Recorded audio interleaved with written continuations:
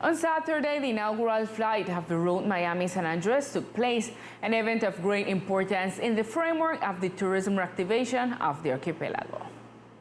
At 3:20 p.m. on Saturday, the inaugural flight of American Airlines landed in our department, an airline that will cover the route Miami-San Andres-Miami and will arrive twice a week to our department.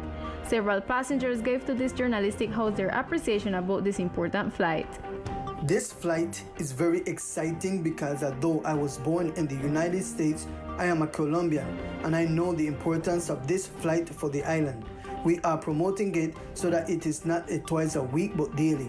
We were received with much love. Many came to see the first flight that comes directly from the United States in more than 20 years, and we are very happy. The flight was very exciting. It was something we did not expect. It was short. We're only 2.5 hours away from Miami, and it is a thrill to land on the island. Here we are to get to know it a little better and start promoting tourism so that all Colombians and people from other countries can come to the island.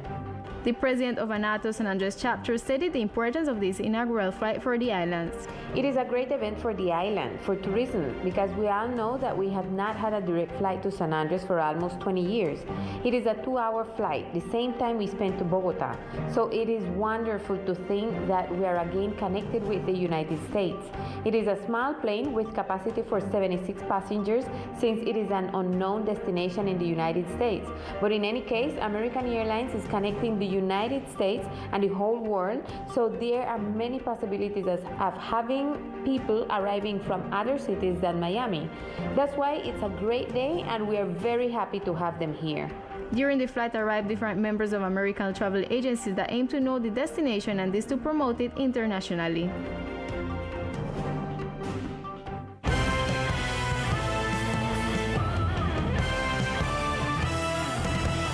The first elections of the Municipal Youth Council in the archipelago were held this Sunday without disturbances to public order and in compliance with biosecurity measures. The elections to the Youth Council in the archipelago, as in the rest of the country, were marked by the lack of participation of young people. Out of 13,823 possible voters in the islands, only 1,827 came out to vote, according to data from the National Registrar's Office. During the searching of the votes, 1,390 votes were valid and 400 were invalid. In the 26 voting stations established in the islands, 76 candidates participated in these elections to obtain one of the 13 seats to form the Municipal Council of Youth. In these elections held in the department, the political parties led the list of votes. Partido Conservador obtained 582 votes, Cambio Radical 448 votes, Partido Liberal 179 votes, One Raizal Corporation 131 votes, Coalición Acción Comunal Natania 50 votes. Until now, the National Registry has not released the results and neither the winners of these elections in the archipelago. Teleislas News remains attentive to this development of this information. Yesterday, the departmental government initiated the Christmas route through the lighting of lights in different sectors of the island. During a protocol act as well as a concert, Christmas officially began in our islands. The competent authorities put on the lights of what is the Christmas route for 2021. It is truly an honor for me on the behalf of the Secretaries of Office. We want to welcome this Christmas lighting, which actually fills us with the spirit of Christmas, friendliness, peace, love, and reconciliation. This is the message that the Governor Everett Harkins wants to give to each of the inhabitants. This is an effort that has been made and done through the departmental government with the company MDSI, which is a departmental company with which local workers we have, and we also see the beauty of this Christmas lightning. I think it is one of the most beautiful that we have had during all the time we have done Christmas lightning. The governor in charge also stated that the efforts are even greater and that last year it was not possible to install Christmas lighting on the islands.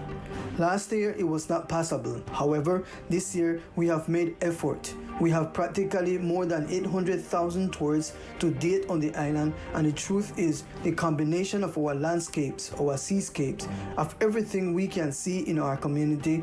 This is beautiful display to welcome Christmas. The invitation then is to the community and all visitors to enjoy the spaces provided in this Christmas route, which includes the Coral Palace Square, the Newval Avenue, and the pedestrian sector. And in other news, the departmental government announced the measures that will be implemented during the end of the year season. After the Security Council held today in the morning hours, Governor Ever Hackins announced important measures aimed at ensuring public tranquility and coexistence in the archipelago during the end of the year. One of the measures that we have decided to implement after we had the Security Council, and especially from tomorrow, the 7th of December, is the restriction of motorcycles from 8 p.m. until 5 a.m. on Wednesday morning. This is important because in these dates, there are always complex situations where we have to guarantee and support the National Police precisely to have an effective control. The Islanders leader reiterated that the prohibition of the use of pickup type zone equipment is maintained, as well as the measures of having minors in the street only until 10 p.m. In turn, the police commander in the department, Maria Elena Gomez, emphasized the importance of working with co-responsibility. It is very important to achieve citizen security, a peaceful coexistence. We all have to contribute positively. Of course, the contributions from the institutional framework, from the National Police, from the military forces, this is necessary since it is with these devices and with our police service that results are achieved. But in the same way, we need the citizens' behavior. For his part, the Secretary of Government, Kayan Howard, reiterated the importance of respecting the governor's directive. Let's respect all regulations, all decrees in force. Let's respect the institutionality of all the entities at the service of the department's security, such as the National Police, National Navy, Air Force, and the Army. Also, the Prosecutor's Office, Columbia Migration, all these security entities. Let's respect the directives of the governor so that we can spend this New Year's Eve, Christmas and New Year in place, in coexistence, and with all our loved ones. Finally, it is worth highlighting the importance of maintaining biosecurity protocols during the end of the year holidays, and so to avoid the spread of COVID-19 in the archipelago. The National University is in the pursuit of the restoration of the coastal ecosystems. They're advancing proposals for environmental recovery after hurricanes. Following the great need to restore and protect the ecosystems that make up the Biosphere Reserve, the National University, in conjunction with other entities, is investing on proposing environmental restoration protocols. Well, this project is a protocol that permits us to evaluate and restore the strategical ecosystem like seagrass bed, mangrove ecosystem, and coral reef. These ecosystems give some environmental services to us. They purchase for us goods like food, physical protection against hurricane and other bad season. No? So the idea of this protocol is to identify the actual condition of this ecosystem, and based upon this actual condition, the baseline, ecological baseline, then we have an estimation through some modeling to know what kind of damage each one of them could have according to the category of this natural phenomenon. This initiative is necessary to keep the environment healthy to face any emergency that threatens them. After we have some estimation on what kind of step we'll have to do to attend the restoration of these ecosystems in these eventualities. After these eventualities, we make a previous evaluation, estimate the damage, and then the protocol tells us step by step what we must do. This is an approximation in behalf of helping the local government, and is a pilot project in the Caribbean that can help other institutions to know what they must do whenever they have these incidents. The efforts to carry out this project have already been implemented on the island by the Environmental Corporation and the Ministry of the Environment in the planting of mangroves, restoration and growth of reefs, among others. And after several weeks with cases of COVID-19 on the rise, today authorities did not register cases of coronavirus in the archipelago. The authorities extend an invitation to no lower the guard with regards to self-protection measures. The National Institute of Health in its daily report did not register today new cases of coronavirus for the archipelago. Likewise, in the report of deaths, no deaths were recorded due to this virus in the islands. According to the last report of the departmental government of November 29th, there are a total of 131 active cases throughout the archipelago, 112 in San Andres and 19 in Old Providence. Teleislas News was able to learn that the neighborhoods with more cases of coronavirus are Guinea Hen, San Luis, Seri Bay, Barrio Obrero, and Morris Landing. The local government indicates that so far in the pandemic, 7,774 people have been recovered, as well as a total of 148 deaths have been reported so far in the health emergency. The COVID-19 intensive care unit occupancy has a record of 12% occupancy to date. Data from the Ministry of Health as of December 4th indicates that a total of 100,756 doses of COVID-19 have been applied in the archipelago, 756 doses against COVID-19. The government reports that the PRA strategy will no longer be conducted. Therefore, the departmental entity indicated that those people who have symptoms of COVID-19 should call their healthcare providers, who must visit their homes within 72 hours to perform the test, and that the vaccination against COVID. In addition, the vaccination against COVID continues on the island and extends an invitation to all citizens to get immunized and apply the third booster dose. And at this time of the night, we continue with all the news of our municipality of Old Providence and Santa Catalina with Millicent O'Neill.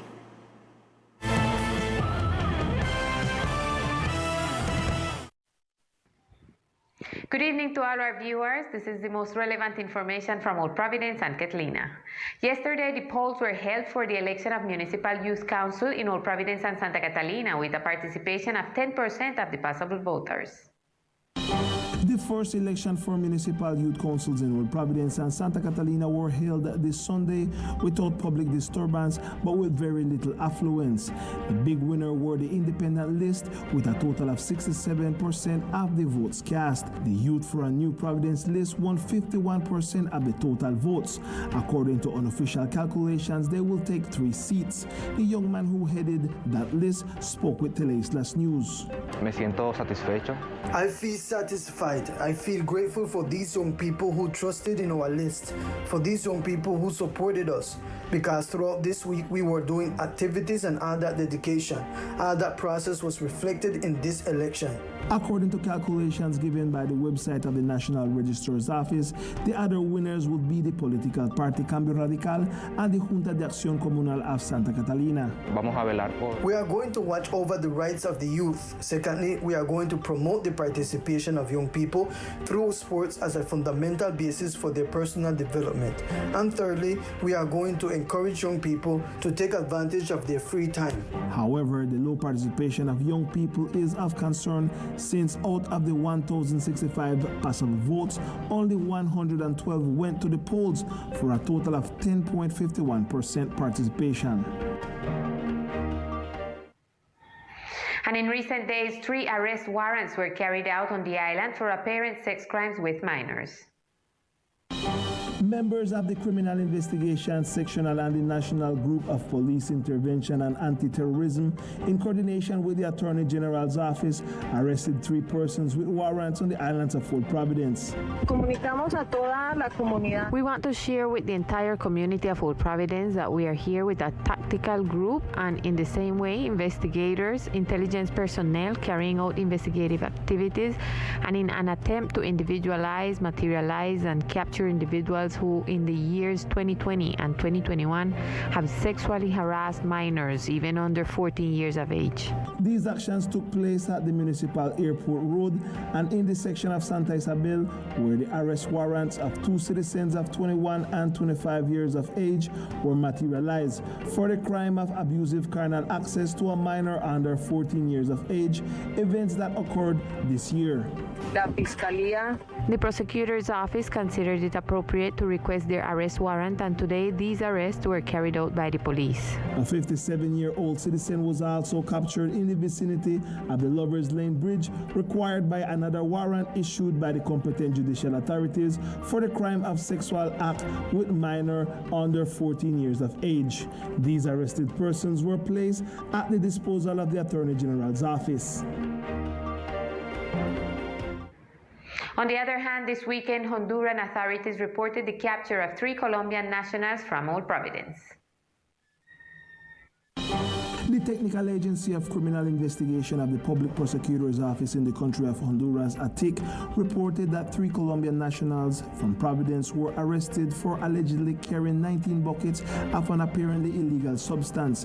The operation was carried out at a place known as Yaraupila at the mouth of the Patuca River in the jurisdiction of the Honduran Mosquitia Bay Naval Force, who were informed by the ATIC. The Colombians were inside an unregistered go-fast boat with 200 horsepower engine. According to preliminary investigations by ATIC, the detainees are part of a criminal structure dedicated to trafficking and intended to make an exchange of merchandise with illegal groups in the Mosquitia. The detainees and the evidence were transferred to the Hernan Acosta Mejia base in the capital of the neighboring country of Honduras by the Air Force. This is all the information we have for tonight for the section of Old Providence and Catalina. You guys can continue in San Andres with more Teleislas news. Good night. Thank you, Emilia. Now we continue with all the cultural events of the archipelago.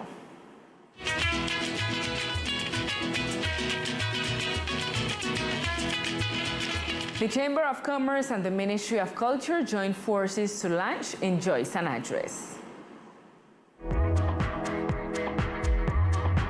The Chamber of Commerce is betting on a new strategy to promote the island's culture. It is Enjoy San Andres, an event aimed to showing another image of the department and contributing to the integral reactivation of the archipelago. Hoy estamos contando con 16 fair tables. Today we have 16 fair tables, which will be here today, tomorrow, and the day after, selling all our typical products of our typical ancestral cuisine. 48 enterprises that have emerged as a result of the pandemic and that today remain. In addition to that, 91 commercial establishments are linked with promotions. Enjoy is integrated with a cultural exhibition led by the Ministry of Culture called Arts in Motion, aimed at the revival of local artists, which residents and tourists can also enjoy. Estamos de 6 al 8.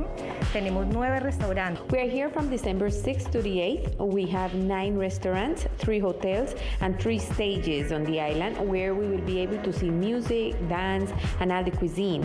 We are integrating all the richness that we mentioned. Se trata de la inversión piloto y a partir de ella se espera replicar durante el próximo año con participación de más artistas. Hoy tenemos cerca de 48 artistas y grupos en el departamento. Today we have about 48 artists and groups in the department. 4 of them come from Old Providence to delight us with all that they have in terms of music, culture, and our typical dances. This is a pilot version, and it is expected to be replicated next year with the participation of more artists. Details of the event, you can consult all information on social networks of the Chamber of Commerce and the Ministry of Commerce. Entrepreneurship Fair and local artists will have a space on musical stages in different sectors of the island. From today until December 8, local artists will once again showcase their talent on different stages. After almost 2 years without activity due to the pandemic, the musical show will take place in different parts of the island. No tenemos presentaciones solamente. We would not only have presentations downtown, we are also going to be in San Luis on December 8 at noon and in the afternoon. Elkin Llanos, a local artist who will perform at the event, told Teleislas News his feelings about the initiative. For us, it is extremely gratifying. We have had 2 years of being totally without appearances, without doing anything, without showing the culture because of the pandemic, because of the hurricanes, because of everything that has happened in the world. And obviously, in the context of our territory, we are the last sector to reactivate, in particular on our island. So we are very pleased to receive it. Today, the presentation takes place at Morgan Canyon at the New Pine Shopping Center with a gospel stage and a third act of the Sprat Bike pedestrian walk near the Teleislas. And after this excellent cultural news, we continue with the weather forecast. The weather forecast for tomorrow, 7th of December. In the coastal area of the archipelago, the sky will be with scattered storms. Temperature will be of 29 degrees Celsius with wind from the northeast direction with intensities of 29 kilometers per hour. Humidity forecast will be of 79% and probability of precipitation will be of 50%.